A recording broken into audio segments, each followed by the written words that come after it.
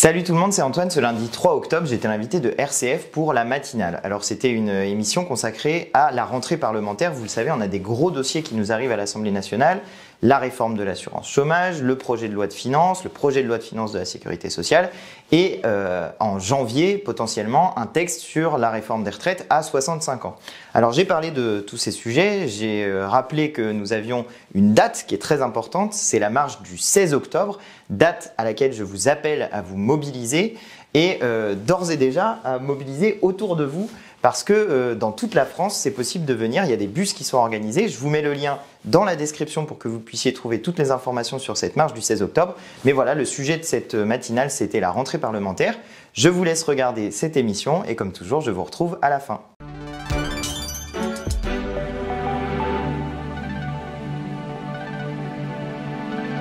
La matinale RCF, le grand invité.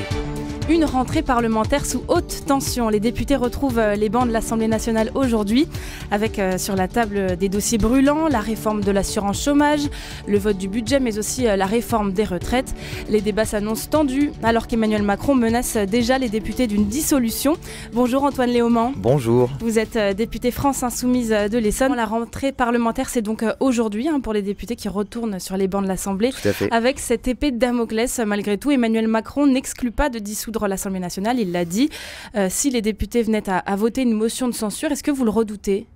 Non. Alors déjà, je pense que cette menace s'adresse aux députés républicains.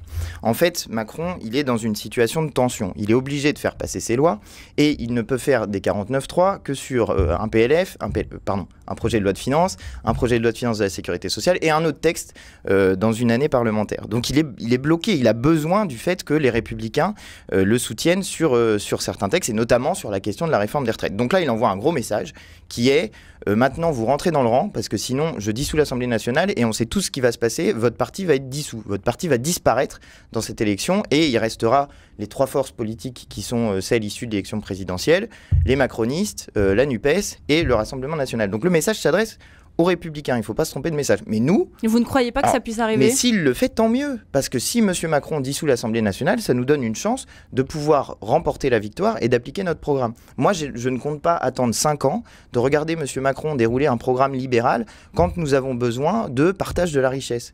Je ne compte pas attendre 5 ans de partager la richesse quand il y a 2000 personnes qui meurent dans la rue chaque année et qu'à l'autre bout de la chaîne, on a Total et des grands groupes qui font des super profits, des maxi-bénéfices, qui distribuent des dividendes qui sont indécents. Et je ne peux pas me dire qu'on va attendre 5 ans pour régler ce problème. Et pour la planète non plus. Je veux dire, vous avez vu l'été qu'on a vécu. Justement, vu le contexte, est-ce qu'on peut se permettre ce blocage et des nouvelles élections ? Mais le blocage, il vient de Macron. Le système libéral ne fonctionne plus. Dans tous les autres pays d'Europe, ils sont en train de mettre en place cette taxe sur les super-profits. Alors nous, on nous dit non, on va attendre que la Commission européenne décide. Bah, très bien, on va attendre combien de temps ?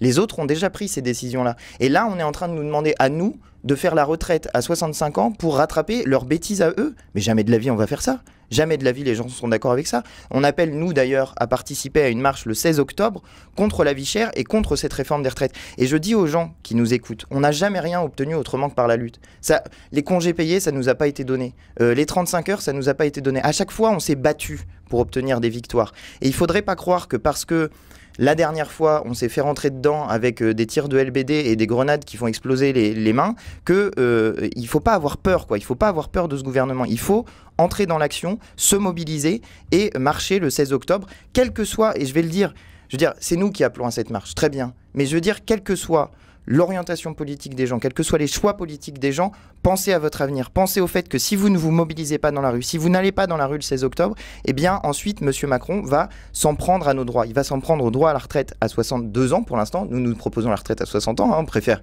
essayer de conquérir des droits. Et il va s'en prendre à votre pouvoir d'achat d'une manière générale. Sur la réforme des retraites, justement, votre collègue François Ruffin, qui est aussi député insoumis, demande à ce qu'un référendum soit organisé sur cette question. Vous y êtes favorable, vous aussi ? Complètement d'accord. Moi, de toute façon, d'une manière générale, je suis favorable au référendum parce que c'est l'expression du vote populaire et du choix populaire sur des sujets divers et variés. Donc la retraite, demandons aux gens s'ils sont pour ou contre la retraite à 65 ans. Vous allez voir que le résultat va être assez massif dans un sens. Et on pourrait d'ailleurs aller plus loin, poser la question de la retraite à 60 ans. Beaucoup de gens ont voté pour Emmanuel Macron en sachant ce qu'il avait prévu de faire. Les gens ont voté pour Emmanuel Macron contre Marine Le Pen. C'est-à-dire, au premier tour, il y a eu une répartition en 3 grands blocs. On devrait dire 4 parce qu'il y avait aussi l'abstention. Mais il y a eu 3 grands blocs. Il y a eu le bloc NUPES, on va dire de la gauche, le bloc macroniste, et puis le bloc d'extrême droite dans lequel il y avait Madame Le Pen et Monsieur Zemmour. Bon, il y a 3 blocs qui sont à peu près équivalents dans la société. Ça veut dire que le bloc qui a gagné représente un tiers de l'électorat. Il y a 60%, 66% des gens qui ne sont pas d'accord avec M. Macron. Et par ailleurs, il y a tous ceux qui ne sont pas allés voter. Et ceux-là, il ne faudrait pas les oublier non plus. Ceux qui ne sont pas allés voter, je ne pense pas que ce soit parce qu'ils avaient piscine ou je ne sais pas quoi. C'est que une partie d'entre eux n'est plus d'accord du tout avec ce système politique. Et moi, j'invite celles et ceux qui, justement, n'ont plus confiance dans ce système politique à regarder ce qu'il y a à l'intérieur des programmes. Nous proposons de le changer, ce système politique, de passer à une 6e République, de mettre en place des choses comme le référendum d'initiative citoyenne pour que, justement, quand un gouvernement décide de faire la retraite à 65 ans, eh bien, les gens puissent dire « Nous, on n'est pas d'accord avec ça, donc on va faire un référendum pour décider sur cette question-là. » Donc vraiment, il faut, y compris pour les gens qui n'y croient plus, et je le dis comme ça, qui n'y croient plus, qui ne croient plus dans la politique, qui ne croient plus dans l'action de rue, eh bien, regardez l'histoire, regardez comment on a obtenu des choses. On les a obtenues par l'action. Je veux dire, Louis XVI, il n'est pas parti de son plein gré. Hein. Louis XVI, il est parti parce que, au bout d'un moment, il avait fait n'importe quoi, trahi la patrie, et que les gens ont décidé d'aller le chercher directement aux Tuileries. Donc, on n'obtient rien. Dans notre pays, on n'a jamais rien obtenu autrement que par la lutte. Et il y a un autre dossier assez explosif là aussi, c'est la réforme de l'assurance chômage qui sera en débat dès aujourd'hui à l'Assemblée. Elle prévoit, pour rappel, hein, une modulation de l'indemnité plus stricte quand trop d'emplois sont non pourvus et plus généreuse quand le chômage est élevé. Vous y êtes opposé à la France Insoumise. Qu'est-ce que vous préconisez à la place ? Déjà, on peut regarder ce qui se fait pour l'instant et regarder si la logique de M. Macron fonctionne. 61% des gens qui sont au chômage ne sont pas indemnisés. Voilà, je dis le chiffre, 61% des gens qui sont au chômage ne sont pas indemnisés. Seulement 39% sont indemnisés. Si jamais la logique de les gens ne vont pas travailler parce qu'ils n'ont pas d'assurance chômage, parce qu'ils ont une assurance chômage, était respectée, ça voudrait dire que 61% des gens devraient immédiatement retourner dans l'emploi vu qu'ils ne sont pas indemnisés. Donc cette logique ne marche pas puisqu'ils ne sont pas dans l'emploi. Donc quelle est la question qui se pose ? C'est est-ce qu'il y a assez d'emplois à pourvoir pour les gens ? La réponse est non. Il y a en moyenne un emploi pour 17 demandeurs d'emploi. Il n'y a pas assez d'emplois dans le pays. Le problème n'est pas que les chômeurs n'aient pas envie de travailler, le problème est qu'il n'y a pas d'emploi. Et je sais la logique des gens qui disent non mais quand on veut un emploi on en trouve. Bah oui mais d'accord, mais dans quelles conditions ? Je veux dire moi si j'ai une formation de Bac+5 dans un domaine très spécifique, eh ben, je vais pas avoir envie d'aller trouver un emploi qui est le premier emploi qui vient parce que ce gouvernement m'oblige à trouver cet emploi-là. On obtient des qualifications qui sont utiles pour le pays, qui ne sont pas juste utiles pour nous pour avoir un gros salaire, qui sont utiles pour le pays. On se forme pour non seulement nous mais pour une collectivité aussi. Pour l'ensemble du pays. Donc, il faut qu'on essaye de créer des emplois qui correspondent aussi aux formations des gens. Donc, ce qui est une bonne logique, c'est justement d'indemniser correctement les gens, déjà pour qu'ils puissent être dans un rapport de force avec les patrons, et j'assume ça, j'assume le fait qu'il faut qu'on puisse être dans un rapport de force avec le patron, qu'on puisse demander des meilleures conditions de travail, qu'on puisse demander des meilleurs salaires, et ça on est plus en force pour les obtenir si jamais on est indemnisé, parce qu'on sait qu'on va pouvoir tenir un peu plus longtemps, premier point. Et deuxième point, eh bien, les aides qui sont versées, déjà c'est des droits, hein, c'est des droits qu'on obtient par le financement qu'on fait nous en travaillant de ces droits futurs si jamais on arrive au chômage. Et puis ensuite, le fait d'être indemnisé, ça permet de chercher un emploi qui correspond bien et puis de payer tous les trucs qui sont nécessaires pour chercher un emploi. Parce que désormais, si vous n'avez pas Internet, vous ne trouvez pas d'emploi. Si vous n'avez pas le téléphone, vous ne trouvez pas d'emploi. Si vous n'avez pas d'adresse de logement, vous ne trouvez pas d'emploi. Donc il faut garantir le fait que quand une personne perd son emploi, parce que c'est ça le chômage, c'est quand on perd son emploi, on a des droits qui s'ouvrent, qu'on a financé, qu'on a participé à financer parce qu'on travaillait. Et donc, quand une personne perd son emploi, on l'aide à retrouver un emploi, mais que donc on assure le fait qu'elle puisse vivre dignement. Sur le budget également qui va être débattu très prochainement là, dans les prochains jours à l'Assemblée, il y a la question donc, des super profits que vous évoquiez qui ne fait pas partie du projet de loi. Comment vous allez faire pour remettre le sujet sur la table ? On va amender.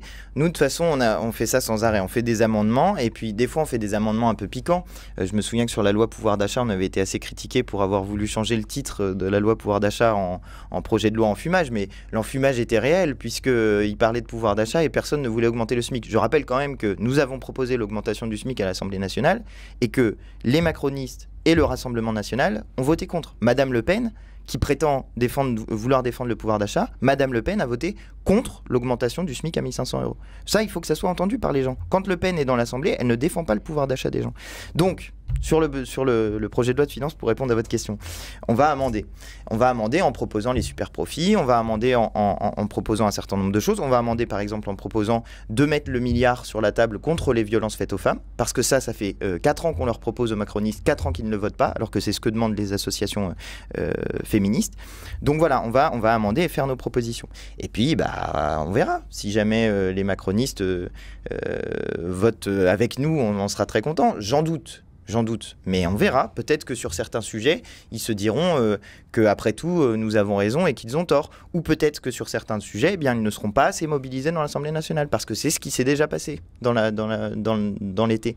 Nous sommes plus nombreux et nous sommes, combatifs. Donc il ne faut pas compter sur nous pour aller se coucher à 2h du matin si jamais la séance dure jusqu'à 6h. Nous, on est là jusqu'à 6h du matin. Donc on oblige tous les autres à être là jusqu'à 6h du matin aussi. Eh bien, les débats s'annoncent houleux. Merci beaucoup Antoine Léaumont, député France Insoumise de l'Essonne. Vous étiez le grand invité de cette matinale. Voilà, c'est la fin de cette émission. Comme toujours, j'espère que ce que j'ai dit vous a plu, vous a intéressé. Si c'est le cas, je vous invite à vous abonner à ma chaîne en n'oubliant pas de cliquer sur la petite cloche pour recevoir des notifications.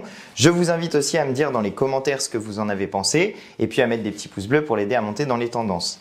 Je vous rappelle cette marche du 16 octobre. Je sais que je vous bassine avec ça, mais n'oubliez pas, vous avez le lien dans la description pour trouver des bus, pour trouver les informations sur cette marche. Et donc vraiment, mobilisez-vous, venez nombreux à cette marche. C'est la date clé, le 16 octobre, c'est un dimanche, tout le monde peut venir. Donc vraiment, mobilisez-vous, c'est la date clé pour faire reculer Macron sur la question de la réforme des retraites et pour le faire avancer cette fois-ci sur la question du pouvoir d'achat. Et ben voilà, c'est la fin de cette vidéo. Et en attendant, je vous dis à très bientôt pour de nouvelles vidéos. Allez, salut!